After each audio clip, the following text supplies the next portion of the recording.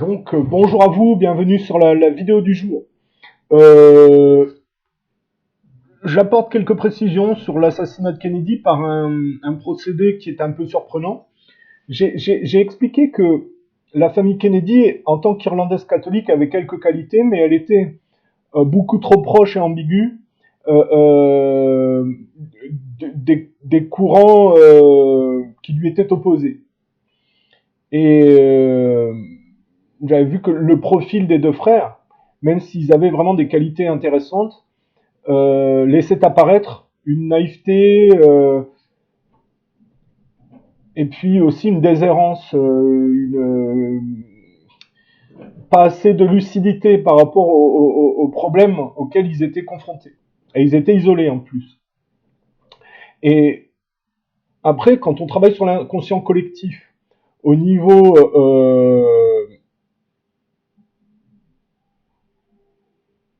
des films, des effets de mode, de la musique, il y a des indices qui nous permettent de saisir un peu comment cela est tourné au niveau de la société américaine.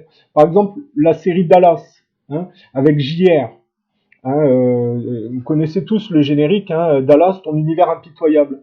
En fait, si vous regardez Bobby dedans, il a le même prénom que Bobby Kennedy, il ressemble physiquement à Bobby Kennedy. Et JR est un Texan. Et en réalité, on voit que dans la série Dallas et les personnages en opposition, il y a l'opposition entre le Texan affairiste, de style un peu Harrelson Lafayette Hunt, quand on regarde bien, et puis le naïf Bobby, qui se fait avoir par JR en partie. Et d'ailleurs, on voit dans la série, JR se moque assez souvent de ce Bobby, si vous voulez. Et en fait, la série Dallas parle de l'assassinat de Kennedy au niveau de l'inconscient collectif, en tout cas de la manière dont c'est tourné par... c'est instrumentalisé par parce qu'il n'y a rien qui sort dans les séries télé ou au cinéma qui ne soit sous la coupe du complexe militaro-industriel, quelque part, d'une manière ou d'une autre, et des services secrets, de la CIA et ce genre de choses.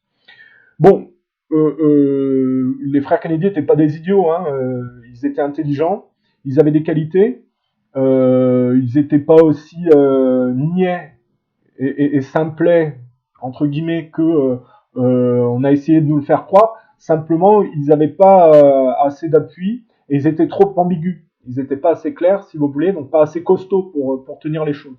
Ils faisaient partie de cette culture anglo-saxonne, avec la malchance d'être catholiques dans des cultures qui ne le sont pas. C'est-à-dire que l'Irlande catholique, c'est vraiment particulier par rapport au Royaume-Uni et l'histoire d'ailleurs des catholiques irlandais est pas joyeuse par rapport à cette culture protestante.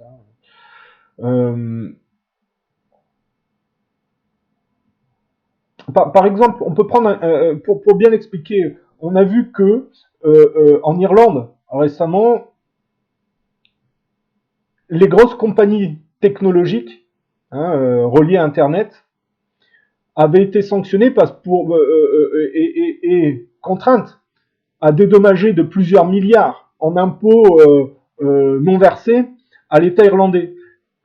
Et c'est là qu'il y a la malchance des Irlandais qui s'explique dans leur contradiction, c'est que l'État irlandais a refusé cette cagnotte de plusieurs milliards en prétendant que ça allait faire fuir les compagnies technologiques et donc faire perdre des emplois.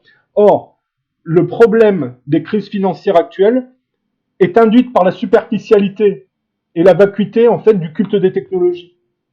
Et alors que l'Irlande catholique serait censée faire volte-face, si vous voulez, à cette fuite vers le monde artificiel et ce culte de la dette, eh bien, l'Irlande catholique, c'est vraiment le syndrome Kennedy quelque part. C'est le produit dérivé de la déshérence de la culture irlandaise catholique.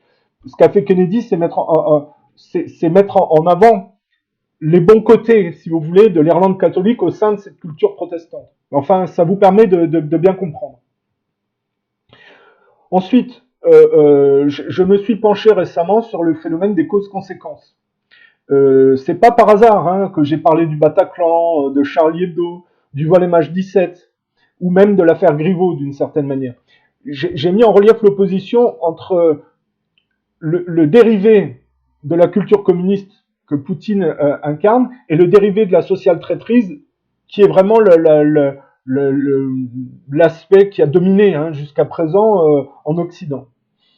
Et j'avais dit, toute cette voyoucratie post-seconde guerre mondiale de tendance sioniste se retrouver en conflit par la médiation de pays, comme la Syrie par exemple, ou même le Vietnam plutôt, parce que pour le culte des technologies, il faut des ressources naturelles. Et donc ils étaient en compétition parce que les Russes, dans cette voyoucratie sioniste, sont en amont et un peu plus virils et que donc il n'y a pas d'accord. Et que donc il y a compétition. Et on voit que l'Occident est toujours dans un processus de décadence puisqu'ils en sont à financer des terroristes en prétendant d'être victimes pour juste, enfin, maquiller leur ingérence, si vous voulez, et la poursuivre en réalité. Et donc le crime ne paie pas. Quand on analyse ce phénomène-là, on se rend compte que l'Occident exprime sa rage et sa violence par l'intermédiaire des terroristes qu'elle finance pour, par exemple, disloquer la Syrie et se réaccaparer effectivement les hydrocarbures, les canaux, les gazoducs, enfin les voies maritimes, ce genre de choses. Et que quand la virilité relative des Russes bloque, eh bien, l'incapacité de déverser sa violence à l'extérieur est rebalancée à l'intérieur. Ce qui veut dire que là, j'avais toujours dit que le problème des Russes, c'était leur laxisme et leur porosité. C'est-à-dire qu'à chaque coup, ils accordaient des trêves, et puis les autres, qui étaient des malhonnêtes, hein, en profitaient pour se réarmer, se réorganiser et remettre en place des attentats sous faux drapeau. Hein, on a surtout vu ça à l'époque sous Obama, François Hollande. Sous Macron, ça ne s'est pas arrêté, ça s'est juste atténué, parce que le processus est dévirilisé, hein, très dévirilisé en fait. Et comme actuellement les Russes semblent ne plus vouloir faire de compromis et écrasent les Turcs qui ne respectaient aucun accord et qui finançaient les terroristes en Syrie, les Turcs font un chantage à l'Europe et disent que puisqu'ils bloquaient les migrants, ils vont et les terroristes qui sont reflués, si vous voulez, ils les bloquaient pour qu'ils avaient un accord avec l'Europe, et puisque ça se passe mal, finalement, il va débloquer ces vannes, et donc, si les Russes arrivent à écraser les terroristes et les Turcs en Syrie, on peut s'attendre, cause conséquence, à ce qu'il y ait un retour de bâton et que des flux de migrants par millions arrivent en Europe, et, au sein desquels des décapitateurs d'enfants, des psychopathes, des sociopathes, des fous, hein, des gens ultra violents,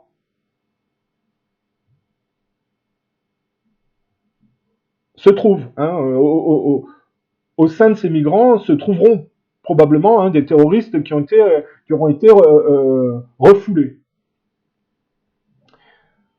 Et donc,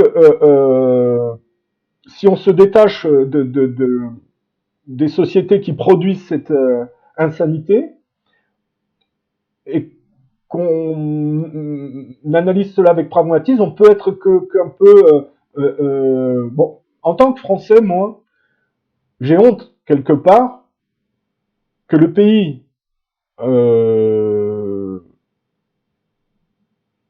au sein duquel je vis en arrive à se rabaisser à financer des terroristes décapitateurs d'enfants chrétiens. C'est le produit dérivé de la Révolution française appliqué, si vous voulez, à des pays arabes. Hein. C'est vous dire le délire. C'est parce que la Révolution française, on a décapité le roi catholique, hein, c'est-à-dire. Mais aujourd'hui, le financement des terroristes n'est qu'un produit dérivé appliqué au monde arabe, si vous voulez, de ce rapport au pouvoir très ambigu et très inversé en réalité de type sioniste. Et quand on fait pas partie de ce rapport-là au monde, mais qu'on fait partie d'un pays où il y a des gens qui ont ce rapport au monde, on est toujours choqué parce que les gens polis qui ont des valeurs refusent que, si vous voulez, on soit responsable du malheur d'un autre pays quelque part. C'est extrêmement perturbant des gens qui vont créer des problèmes à l'extérieur. On a un peu honte quelque part. Et ça, normalement, ça aurait été le rôle des nationalistes.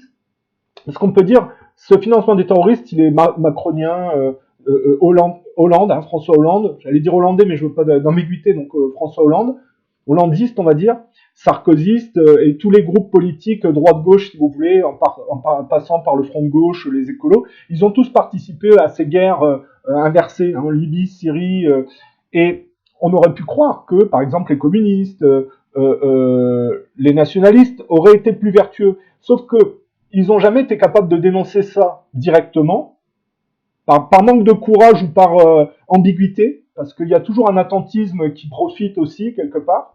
C'est pour ça que j'ai parlé un peu parce que les virus aussi c'est très mondialiste, et on voit bien les propos de Jean-Marie Le Pen prouvent que l'extrême droite en amont est très ambiguë sur ce sujet aussi.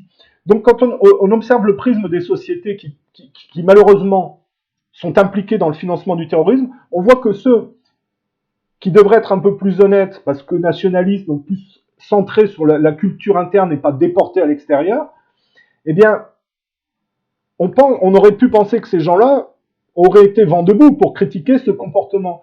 Mais ils ne l'ont malheureusement pas fait. Et ça n'est pas un bon calcul, parce que si vous regardez un peu ce qui se passe avec Trump, aujourd'hui, le laxisme accumulé sur ce genre de comportement du financement du terrorisme américain par des gens qui sont plus patriotes, nationalistes, fait que les compromis qu'ils ont faits leur empêchent d'avoir une politique véritablement patrimoniale et nationaliste parce qu'ils pédalent dans la semoule sur l'accumulation d'ambiguïté, si vous voulez. Donc quand on prend de la hauteur sur tout ça en s'extrayant du nationalisme, de la facette fasciste, antifasciste en réalité, on comprend pourquoi les sociétés n'avancent pas, sont corrompues et sont dans l'ambiguïté et le pugilat, si vous voulez, et que ça pédale au lieu d'être efficace. Voilà. Mais l'intérêt de se pencher sur les causes-conséquences d'inconscient collectif, c'est de prévoir et d'anticiper des phénomènes. Hein, donc le retour à l'envoyeur.